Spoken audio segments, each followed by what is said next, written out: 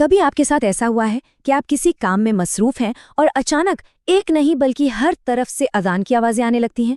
ये एक ऐसी सिचुएशन है जिसका सामना शहरों में रहने वाले कई लोग करते हैं। तो आज हम इसी आम लेकिन पेचीदे मुद्दे को समझने की कोशिश करेंगे। तो आज का बड़ा सवाल यही है, जब एक ही वक्त पर कई मस्जिदों से अजान की आवाजें आपस में टकराने लगें, तो एक इंसान को आखिर करना क्या चाहिए? ये सिर्फ एक कंफ्यूजन की बात नहीं रह जाती, ये एक तरह से रूहानी कश्मकश भी बन जाती है ना?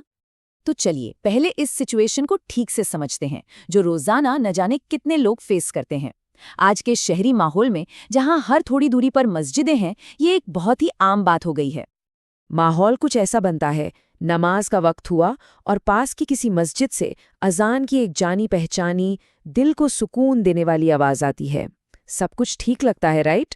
खुदा को याद करने का एक खूबसूरत न्योता। लेकिन इससे पहले कि पहली आजान पूरी हो पाए, किसी दूसरे मस्जिद से एक और आजान की आवाज आने लगती है। बस यहीं से वो सुकून थोड़ा सा टूटने लगता है, क्योंकि दो अलग अलग आवाजें अब एक दूसरे से टकरा रही हैं। और फिर देखते ही देखते तीसरी, चौथी, पांचवी, कई लाउडस्पीकर एक साथ गूंजने लगते हैं, और वो जो एक पाक पुकार थी ना, वो बस एक शोर बन के रह जाती है। अब ऐसे में सोचिए, हर अजान को सुनना, उसका अदब करना प्रैक्टिकली नामुमकिन हो जाता है, और मन में बस एक बेचैनी सी रह जाती है। तो अब सवाल ये उठता है कि इस परेशानी की असली जड़ क्या है? और पता है सबसे इंटरेस्टिंग बात क्या है?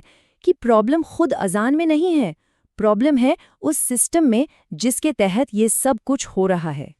देखिए, अजान का मतलब सिर्फ नमाज के लिए एक कॉल नहीं है। इसका मतलब इससे कहीं ज्यादा गहरा और खूबसूरत है। ये असल में इस्लाम की दावत है, खुलेआम अपने विश्वास का ऐलान है। ये दिन में 5 बार हमें याद दिलाता है कि हम अपने बनाने वाले को याद करें। तो ये ज़रूरी है कि हम इस रूहानी पहलू को इस मैनेजमेंट वाली प्रॉब्लम से बिल्कुल अलग करके देखें। असल मुद्दा है मस्जिदों के मैनेजमेंट का। देखिए, आइडियली होना तो ये चाहिए कि मस्जिद पूरे समाज की संस्था हो, जिसे सरकार या समाज मिलकर चलाएं, ताकि सब कुछ एक कायदे से हो। लेकिन हकीकत में क्या हो रहा है? मस्जिदें अलग अलग फिरकों या मौलवियों के कंट्रोल में आ गई हैं। नतीजा, एक तरह का कंपटीशन शुरू हो जाता है और कोई नियम कानून नहीं बचता। और ऐसा नहीं है कि इसका कोई सलूशन नहीं है, इसका जीता जागता सबूत भी है।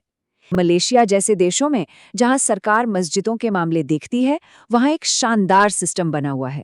अजान से लेकर नमाज तक सब कुछ इतना ऑर्गेनाइज्ड है कि ऐसी कोई परेशानी होती ही नहीं। तो जब समस्या साफ है, तो इसका हल क्या हो सकता है? तो इसका जो सॉल्यूशन है ना, वो हमें 2 लेवल पर सोचना होगा। एक बड़े सामाजिक लेवल पर और दूसरा हमारे अपने पर्सनल लेवल पर। चलिए दोनों को देखते हैं।